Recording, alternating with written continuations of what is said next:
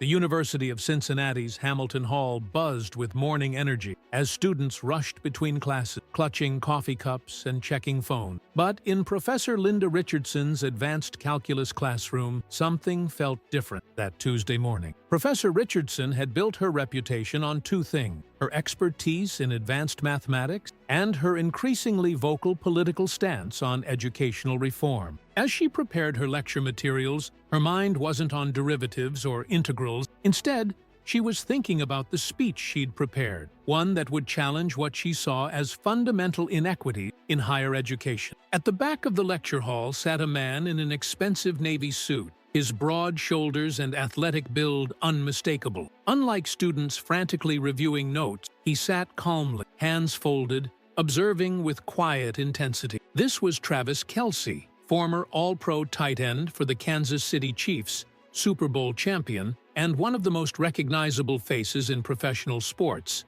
What the world knew about Travis was his dominance on the football field and his high-profile relationship with Taylor Swift. What they didn't know was that behind the confident athlete persona lived a man with an insatiable hunger for knowledge, particularly in mathematics and engineering, subjects he'd been quietly studying for years. After retiring from the NFL the previous season, Travis had made a shocking decision. Instead of pursuing broadcasting or business ventures, he had quietly enrolled as a graduate student in applied mathematics, scoring exceptionally high on entrance exam. Professor Richardson called the class to order, but instead of opening with mathematical concepts, she clicked to a PowerPoint slide, redefining academic priority, moving beyond traditional metrics. Students exchanged puzzled glances. This was supposed to be advanced calculus, not sociology. Today, Professor Richardson began confidently, we're going to discuss something more important than equations. We're going to talk about privilege in education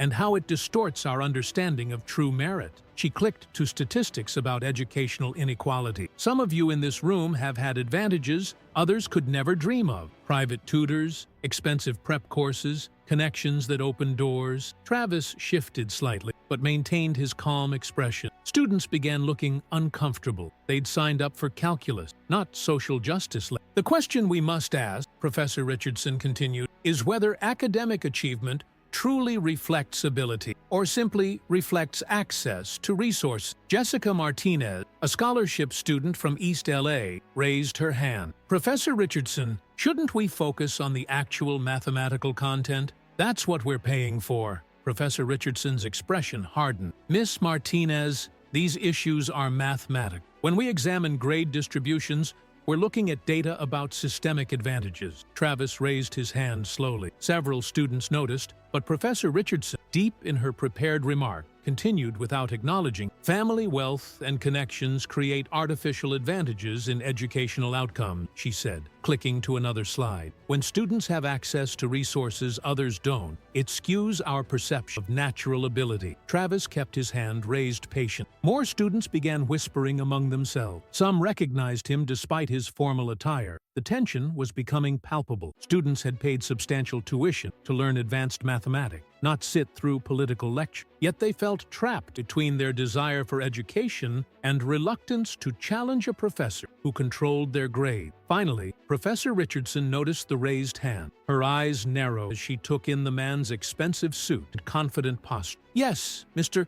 she said, clearly not recognizing him. "Kelce," Travis replied simply. Travis Kelce. Recognition rippled through the class. Students pulled out phones, some discreetly starting to record. This wasn't something they'd expected in Tuesday morning calculus. Professor Richardson's eyebrows rose. He'd heard the name. It was impossible to live in America without knowing Travis Kelce, but seeing him in her classroom seemed to validate her points about privilege and access. "Mr. Kelce," she said, her tone taking on a mocking edge. "How interesting to have you here. I suppose you have something to contribute to our discussion about educational privilege." The challenge hung in the air. Students held their breath, sensing something significant was about to happen. Some were already posting on social media. Travis lowered his hand and spoke in a measured tone that carried the same confidence he'd shown on the football field, but with scholarly precision that surprised everyone. "Professor Richardson," he began, "while I appreciate discussing educational equity,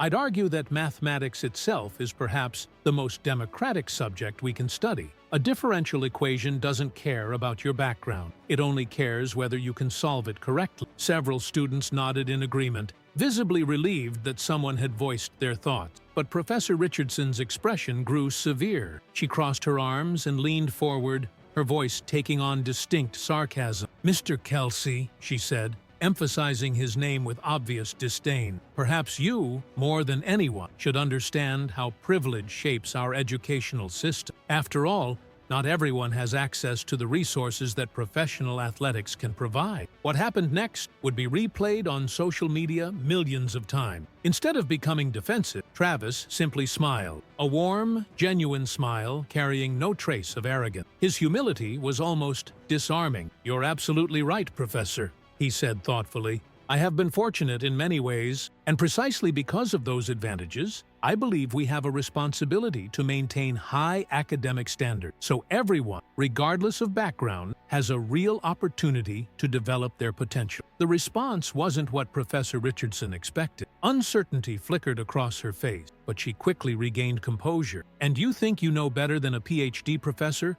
about maintaining academic standards?" she asked, with a patronizing smile. "Tell me, Mr. Kelce, what exactly makes you an expert in mathematical education?" The challenge was clear. Students continued filming, sensing they were witnessing something unprecedented. This wasn't just classroom discussion anymore. It was a confrontation between completely different worldviews about education, merit, and privilege. Travis remained calm, his expression unchanged. "I don't claim to be an expert," he replied without hesitation. "I'm simply someone who has deep appreciation for mathematics' beauty and believes it transcends political division." He gestured toward the whiteboard, which remained blank except for political talking points. "Instead of debating privilege," he continued, "why don't we use this time to explore calculus's incredible complexity? After all, isn't that why we're here?" The classroom fell into tense silence. Professor Richardson's eyes narrowed dangerously. She turned to the whiteboard and picked up a marker with deliberate precision. "Very well, Mr. Kelce," she said coldly. "If you're so passionate about mathematics, let's put that passion to the test." She began writing rapidly, her hand moving with purpose. Students watched in growing amazement as a complex equation took shape. Not simple calculus, but advanced integration involving series expansions that would challenge graduate students. "Given your concern about maintaining standard," she said, turning back with a smug expression, "why don't you solve this? Unless you'd prefer to stick to discussing your athletic achievements." The equation stared down at Travis like mathematical Everest. Students whispered nervously, "This is way above our level." Someone muttered, "She's trying to humiliate." But Travis's expression didn't change. He didn't look surprised or intimidated. If anything, he seemed intrigued. He stood slowly, adjusted his suit jacket, and walked toward the front with the same calm confidence he'd shown approaching the end zone in crucial game. Professor Richardson's smile widened, convinced she had cornered him. She had chosen this problem because it required advanced techniques she hadn't covered. Techniques that would stump most graduate students, let alone a professional athlete. But when Travis took the marker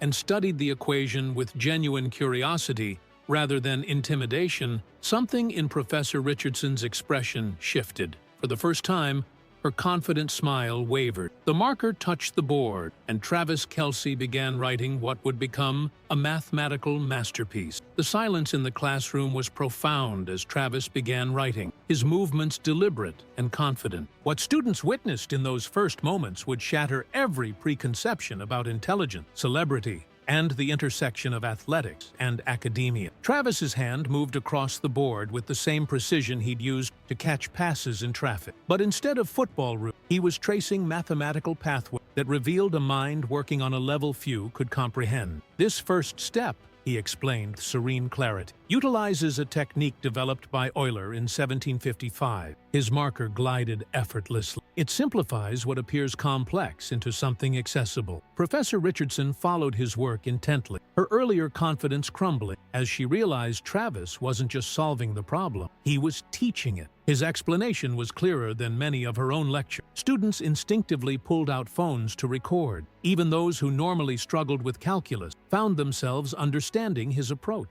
There was something about how he broke down each step that made the abstract concrete. Now, Travis continued, reaching a crucial point. We have two possible paths. He turned to Professor Richardson directly. The traditional method would require another whiteboard, he explained calmly. But there's a more elegant approach building on some of your own published research, Professor. Which would you prefer? The question hung like a mathematical trap. Professor Richardson stood paralyzed. Her superiority completely evaporated. This was no longer about mathematical preference. It was subtle acknowledgement of her expertise, the very expertise she had dismissed moments before. Before she could respond, Sarah Chen, one of the quieter students, raised her hand. Could we see both solutions? This is actually helping me understand last week's chapter better than anything we've done. Travis smiled warmly and turned back to Professor Richardson, raising an eyebrow in silent question. Her response would reveal more than mathematical preference. It would show whether she was willing to acknowledge that genuine teaching could transcend personal differences. But before she could answer,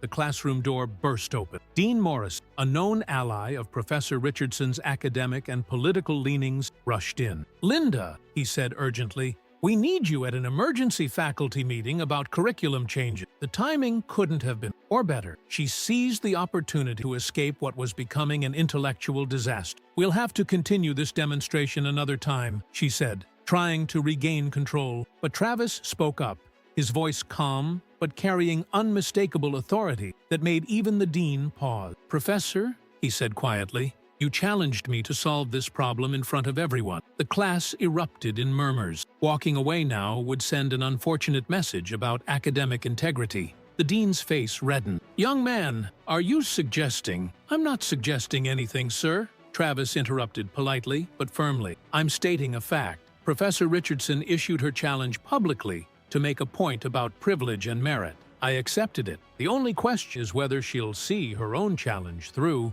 Tension crackled electrically. Students continued recording, sensing they were witnessing something historic. Professor Richardson looked trapped between her ally and her own action. The dean shifted uncomfortably, unsure whether to assert authority or back down. That's when Travis did something unexpected. He extended the marker toward Professor Richardson. "Or perhaps," he said with a slight smile, "you'd prefer to show us your solution first. After all, as you mentioned, family connections shouldn't matter, only knowledge. Surely, as our professor, you can solve the same problem you presented." Deathly silence filled the room. Professor Richardson stared at the marker in her trembling hand, realizing she had fallen into a trap of her own making. Travis noticed the doubt in her eyes, but instead of pressing his advantage, he revealed his true character. "Perhaps," he said softly, without mockery, "we could solve it together." Sometimes collaboration leads to better understanding than competition. The class held its breath. There was no triumph in his tone, no arrogance. It was a genuine offer, an opportunity to transform conflict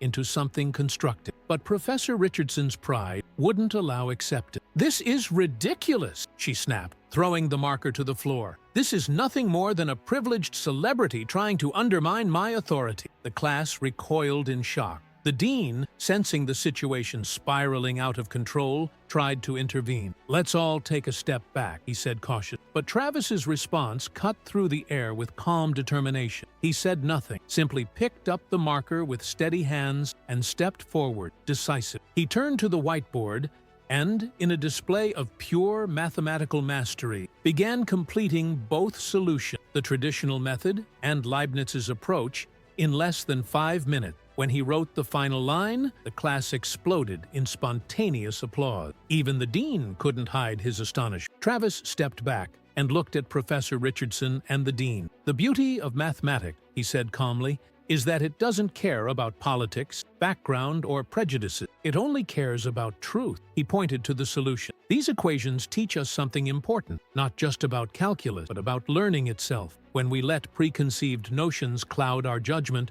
we lose the opportunity to grow." The dean cleared his throat, trying to regain control. "Mr. Kelce, while your mathematical skills are impressive, you must understand that—" Michael Rodriguez, a scholarship student who rarely spoke, called out from the back, "Are we really supposed to learn less math just because of someone's political agenda?"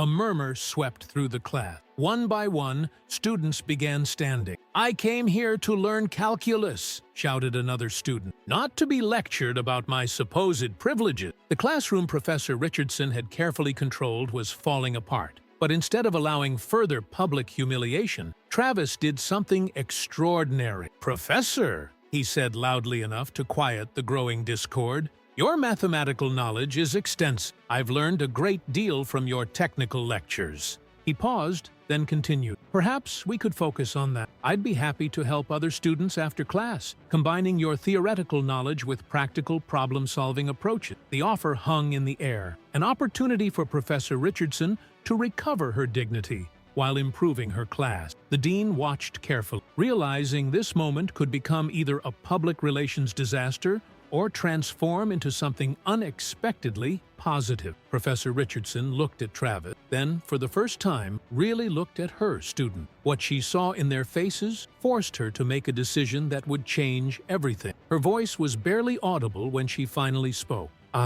She began, then squared her shoulders. "I've made a terrible mistake." The confession seemed to cost her something, but there was real change in her demeanor. "For years, I've been so focused on fighting perceived privilege that I became exactly what I claimed to oppose, someone who judges based on preconceptions rather than merit." She turned to Travis. "You didn't just solve that equation," she said with genuine sincerity. "You taught me something about true leadership." The dean stepped forward, seeing an opportunity. Perhaps this could serve as a model, but before he could turn it into administrative victory, commotion erupted outside. A crowd had gathered in the hallway. Students from other classes, drawn by viral videos being posted in real time. Some held impromptu signs on notebook paper. "Teach math, not politics," and "Merit over prejudice." The situation was about to spiral out of control, but Travis stepped forward again. He approached the door and addressed the growing crowd with natural authority. "If you're here because you want to learn," he said with calm assurance, "come in. There's room for everyone." Students flooded the classroom, filling every corner. Professor Richardson watched in amazement as Travis returned to the whiteboard,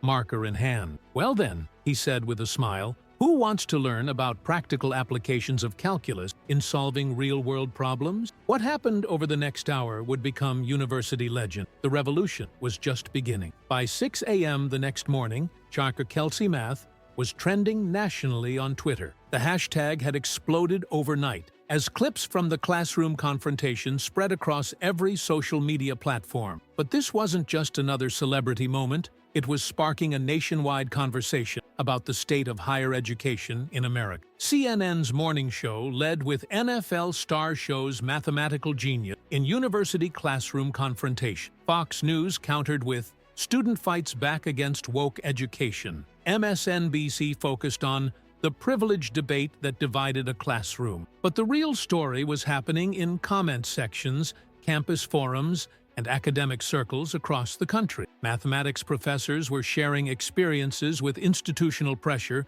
to incorporate social justice themes into technical courses. Students were posting anonymously about feeling afraid to challenge professors' political viewpoint. Parents were questioning what their tuition dollars were funding. At the University of Cincinnati, campus buzzed with unprecedented energy. Students gathered in small groups, phones out, showing each other clips from the incident. The university's public relations department was in crisis mode, fielding calls from news outlets worldwide. President Margaret Thompson called an emergency board meeting for that afternoon. The viral incident had put their institution at the center of a national debate about academic freedom, educational priority, and politics in higher education. Travis woke up in his Cincinnati hotel to find his phone buzzing with hundreds of messages, interview requests from major networks, invitations to speak at universities across the country, and offers from publishers interested in a book deal about his educational philosophy. But the message that caught his attention came from Dr. Sarah Hendrick, Dean of Mathematics at MIT. "Mr. Kelce," her email read,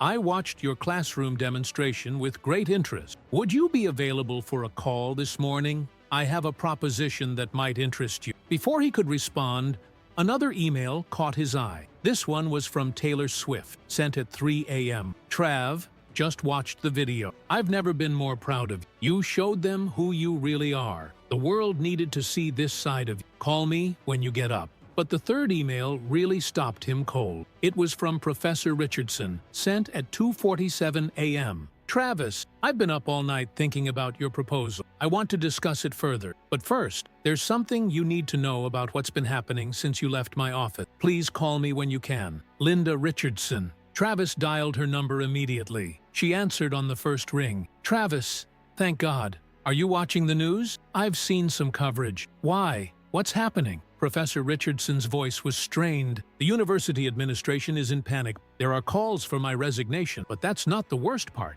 They're also suggesting yesterday was somehow staged, that you and I planned this as some kind of publicity stunt. Travis sat up straighter. That's ridiculous. Anyone in that classroom knows it was completely spontaneous. I know that, and you know that. But the administration is looking for ways to control the narrative. They're scared because this story is making them look bad nationally. A professor trying to humiliate a student based on assumptions about privilege? It's a PR nightmare. What are they proposing to do? They want to suspend me pending an investigation. And they're suggesting your enrollment here might have been irregular. They're looking for ways to discredit both of us. Travis felt anger rising but kept his voice calm. Professor, what exactly are you asking of me? I need to know if you're serious about that proposal you made last night. Because if we're going to fight this, we need to present a united front. We need to show them that yesterday wasn't a disaster. It was an opportunity. Before Travis could respond, his phone buzzed with an incoming call. The caller ID showed Dean Morris. Professor,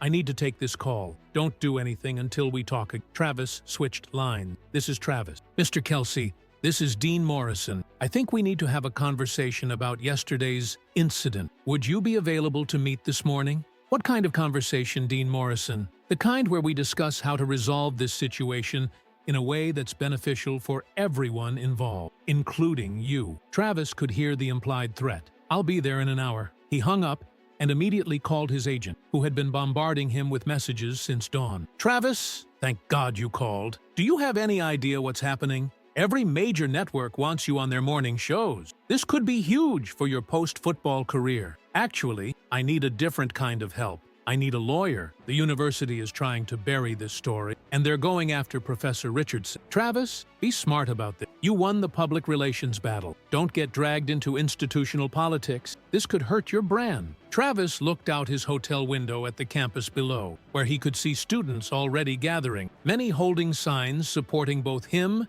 and Professor Richardson. My brand will be fine, but if I walk away now, those students won't be. Get me a lawyer who specializes in academic freedom. I'm going to war. An hour later, Travis walked into Dean Morrison's office, accompanied by Jonathan Blake, one of Cincinnati's most prominent education attorneys. The dean was clearly surprised by the legal representation. Mr. Kelce, I'm not sure why you felt the need to bring an attorney. This is just a friendly conversation. About what, exactly? Jonathan Blake interjected smoothly. Dean Morrison shifted uncomfortably. Well, there are questions about the appropriateness of yesterday's events. Professor Richardson clearly violated several university policies regarding classroom conduct, and there are concerns about how Mr. Kelce's enrollment was processed. What specific policies were violated? Blake asked, pulling out a digital recorder. And what irregularities are you alleging in Mr. Kelce's enrollment?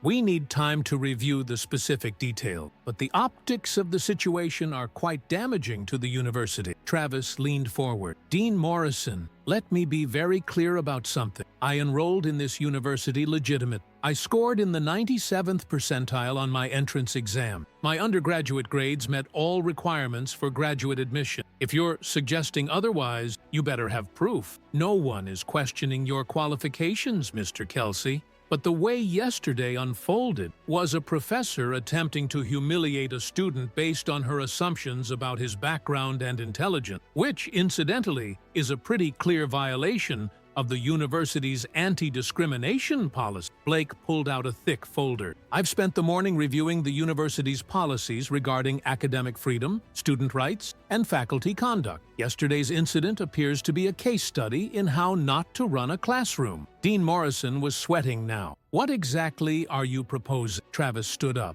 I'm proposing that instead of trying to cover this up, the university uses it as an opportunity to lead. Professor Richardson and I want to develop a tutoring program that focuses purely on academic excellence. No politics, no social engineering, just helping students master challenging material. And if we don't agree to this proposal, Jonathan Blake smiled coldly. Then my client will be happy to discuss his experiences here with any of the national media outlets that have been calling him this morning. I imagine the story of a university trying to silence a student who exposed a professor's bias would be quite compelling television. The meeting ended with Dean Morrison promising to consider all options and get back to them within 24 hours. As they left the administration building, Travis's phone buzzed with a text from an unknown number. "Mr. Kelce, this is Sarah Chen from your class yesterday. There's something happening you need to see. Meet us at Hamilton Hall in 10 minutes." When Travis and his attorney arrived at the building housing Professor Richardson's classroom, they found something extraordinary. Nearly 200 students had gathered outside, holding signs and chanting, but they weren't protesting against the university or calling for Professor Richardson's resignation. Instead, their signs read, "Support academic freedom. Let Kelce teach," and "Math, not politics." Sarah Chen approached them with several other students Travis recognized from the class. "Mr. Kelce, we wanted you to know that students across campus are organized. We're tired of professors using our classrooms as political platforms. What you did yesterday showed us that it's possible to demand better." Michael Rodriguez stepped forward. "We've created a petition demanding that the university focus on academic excellence rather than social justice programming. We already have over 500 signatures, and it's only been online for 3 hours." Travis looked at the crowd of students, diverse in every way, united by their desire for genuine education. "What exactly are you asking for?" "We want you to stay," Sarah said simply. "We want that tutoring program you mentioned, and we want professors to be held accountable when they prioritize ideology over education." From the crowd, a voice called out, "Give us real math, not fake guilt." The chant was picked up by others. "Real math, not fake guilt. Real math, not fake guilt." The revolution was spreading beyond a single classroom. It was becoming a movement that would transform American education forever. Within 48 hours of the viral incident, the University of Cincinnati found itself at the epicenter of a national educational earthquake. President Margaret Thompson's office was inundated with calls from donors, alumni, and board members demanding explanations. Some called for Professor Richardson's immediate termination, while others praised the university for allowing authentic educational discourse. The emergency board meeting convened in the university's executive conference room, with members participating both in person and via video conference. The atmosphere was tense as President Thompson reviewed the situation. "Ladies and gentlemen," she began, "we're facing an unprecedented crisis. The incident in Professor Richardson's classroom has generated over 50 million social media impressions. Major news networks are camping outside our gates. We need to decide how to respond." Board member Robert Harris, a prominent Cincinnati businessman and major donor, spoke first. "Margaret, I've been following this closely. Optics are terrible. A professor attempting to humiliate a student based on political assumptions? This makes us look like exactly the kind of institution parents are avoiding." Dr. Patricia Wells, a longtime education advocate on the board, disagreed. "Robert, we can't let public pressure dictate academic policy." Professor Richardson was conducting legitimate educational discourse about systemic inequality. "Educational discourse?" Harrison's voice rose. "She tried to embarrass Travis Kelce because he's successful and wealthy. When he proved he was more knowledgeable than she was, she threw a tantrum and accused him of undermining her authority." President Thompson intervened. "The immediate question is what action we take regarding Professor Richardson and Mr. Kelce's proposal for an academic tutoring program." Meanwhile, across campus, Professor Richardson sat in her office reviewing hundreds of emails. The responses were sharply divided. Half demanded her resignation, calling her approach discriminatory and unprofessional. The other half praised her for challenging privilege and creating important conversations about educational equity. One email particularly caught her attention. It was from Dr.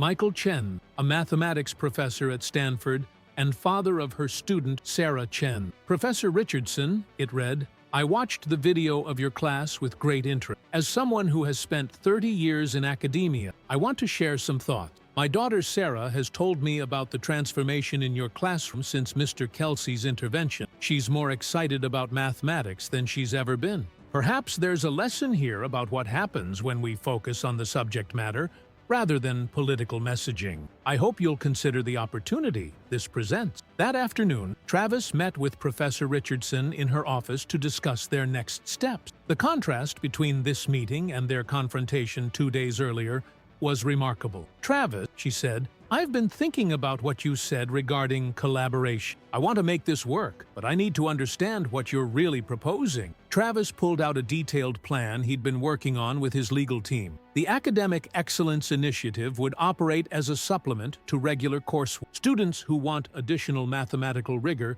could participate voluntarily. No political content, no social messaging, just pure focus on helping people master challenging material. And you're willing to fund this entirely? I've already spoken with several former NFL players who have strong academic backgrounds. We're prepared to establish a foundation with sufficient funding for the first 5 years. The only condition is academic focus. Professor Richardson studied the proposal carefully. This is quite comprehensive. You've thought about instructor training, student assessment, even expansion to other universities. I have. But Linda, this only works if you're genuinely committed to change. I can't have you reverting to political lectures the moment cameras aren't rolling. She was quiet for a long moment. Travis, can I tell you something? When I first became a professor, I was passionate about mathematics. I wanted to share that passion with students. Somewhere along the way, I got caught up in academic politics and lost sight of why I chose this profession. What changed? Yesterday. Watching you teach those students, seeing their engagement, remembering what real education looks like. I want to get back to that. Their conversation was interrupted by a knock on the door. Dean Morrison entered with 2 other administrators. "Professor Richardson, Mr. Kelce, we need to discuss the university's decision regarding your proposal." Travis and Professor Richardson exchanged glances. This was the moment that would determine whether their partnership could move forward. "The board has voted," Dean Morrison continued. "By a margin of 8-4, we're approving the Academic Excellence Initiative as a pilot program." Professor Richardson exhaled with relief, but Dean Morrison wasn't finished. "However, there are conditions. Professor Richardson will be on academic probation for the remainder of the semester. Any complaints about political content in her regular classes will result in immediate suspension. Mr. Kelce, your tutoring program will be closely monitored to ensure it meets university standards." Travis nodded. "Those terms are acceptable. When can we begin?" "Next week. But I want to be clear, this is a trial period. If there are any issues,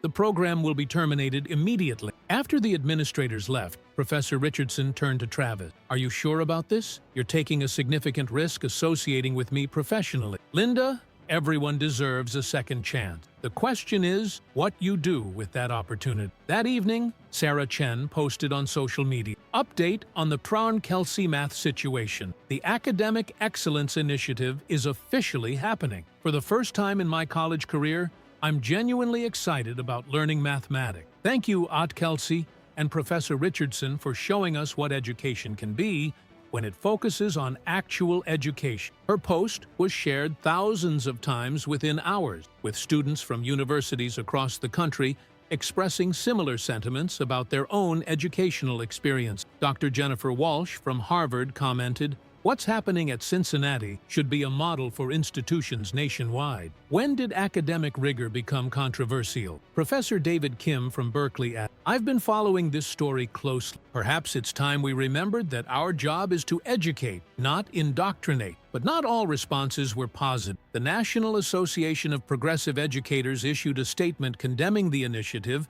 as a reactionary response that threatens inclusive pedagogy. Dr. Amanda Foster, chair of Cincinnati's Sociology Department, wrote an op-ed for the campus newspaper arguing that the program represented privileged elitism disguised as educational reform. Portrait, the criticism only strengthened student support. By the end of the week, over 800 students had signed up for the Academic Excellence Initiative's first session. Jessica Martinez, the scholarship student who had originally challenged Professor Richardson, became one of the program's most vocal advocates. "They're calling us elitist because we want to actually learn," she posted on TikTok. I grew up poor in East LA. Nobody gave me anything, but nobody's going to take away my right to a real education either. Her video went viral, garnering over 2 million views and sparking discussions about educational access and academic standards across social media platforms. Travis spent that weekend preparing for the program's launch. He'd recruited 3 other former NFL players with strong academic backgrounds to assist with tutoring. Each had advanced degrees in mathematics, engineering, or related fields. "This is bigger than any of us anticipated," he told Professor Richardson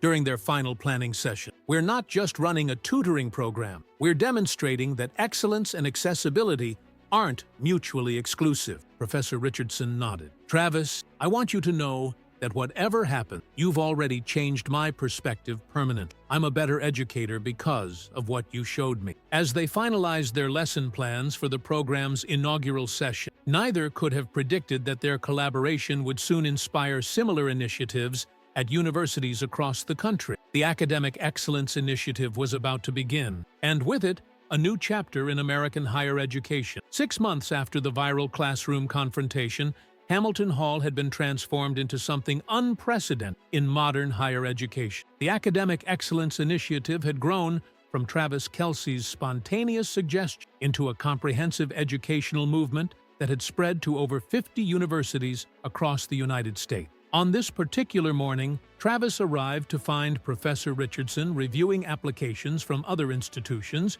requesting to implement their model. The program's success had exceeded everyone's expectation, including their own. "Look at this," Professor Richardson said, showing him a tablet filled with messages. "Stanford wants to launch a program next semester. MIT is requesting our curriculum materials. Even Harvard is asking for consultation on implementing academic-focused tutoring." Travis smiled as he reviewed the request. What's the common thread in all these applications? Students demanding genuine education instead of political messaging. It turns out our experience wasn't unique. It was representative of problems across higher education. The numbers spoke for themselves. Students in the Academic Excellence Initiative showed measurable improvements not just in mathematics, but across all their courses. The confidence gained from mastering challenging material translated into better performance throughout their academic career. More significantly, the program had sparked a broader conversation about educational priorities in America. Parents were questioning what their tuition dollars funded. Students were demanding courses focused on subject mastery rather than ideological conformity. Dr. Sarah Hendricks from MIT had visited the previous month and described what she observed as the most engaged learning environment I've encountered in decades of academic life. But the program's impact extended beyond academic metrics. Sarah Chen, the quiet student who had first spoken up during the original confrontation, had become a confident leader. She now tutored other students and had been accepted to graduate programs at 3 top-tier universities. "Mr. Kelce," she said, approaching him that morning, "I wanted you to know that I've decided to pursue my PhD in applied mathematics. 2 years ago, I was ready to drop out of my engineering program because I felt incompetent. This program showed me that I wasn't lacking ability. I was lacking proper instruction." Michael Rodriguez, the scholarship student who had challenged Dr. Foster's assumptions, had similar success. His confidence in mathematics had translated to leadership in other areas. He'd been elected student body president on a platform of academic excellence. "The thing people don't understand," he told a reporter from the Chronicle of Higher Education, "is that demanding rigorous education isn't elitist. It's the opposite. When professors water down content because they assume students can't handle it, that's elitist." That afternoon, Travis and Professor Richardson received news that would cement their program's national significance. The Department of Education had announced Academic Excellence Centers, directly inspired by their model, with federal funding for universities implementing similar programs. "We did it," Professor Richardson said. "We actually changed policy at the national level." Travis nodded thoughtfully. "The real test isn't government recognition, Linda. It's whether this transformation is sustainable." Their question was answered that evening during the Academic Excellence Initiative's 6-month celebration. The event drew over 1,200 attendees, including students, faculty, and education officials from across the country. President Thompson opened the ceremony with a remarkable admission. 6 months ago, this university faced what appeared to be a crisis. What we discovered was that the crisis wasn't the conflict. It was what it revealed about our educational priority. She looked directly at Travis and Professor Richardson. These two individuals showed us that excellence and accessibility aren't competing values. They're complementary ones. The evening's highlight came when Taylor Swift took the stage for an unannounced appearance. "I've watched Travis's entire career," she said to thunderous applause, "but what he's accomplished is more impressive than any Super Bowl victory. He's proven that true leadership means elevating others." The most powerful moment came when the program's students shared stories of academic transformation. "Before this program, I thought I wasn't smart enough for advanced mathematics," said Maria Santo. "This program taught me that the most inclusive thing education can do is refuse to accept anything less than each student's best effort." As the ceremony concluded, Dr. Elizabeth Warren approached Travis. "I want to discuss introducing legislation to incentivize similar programs nationally. Would you consider testifying before Congress?" Travis gestured toward the student. "They're the ones who should tell Congress what real education looks like." 3 months later, Sarah Chen, Michael Rodriguez, and Jessica Martinez testified before the House Education Committee, leading to bipartisan legislation providing funding for academic-focused tutoring programs nationwide. As the program's first anniversary approached, Travis reflected on the unexpected journey. What had started as a personal quest for knowledge had become a nationwide movement transforming American education. The revolution he'd accidentally started had become exactly what education was meant to be. A place where every student could discover their potential, regardless of where they came from or what others assumed about their capability. In the end, the former NFL superstar had achieved something greater than any athletic accomplishment. He'd helped restore the promise of American education itself.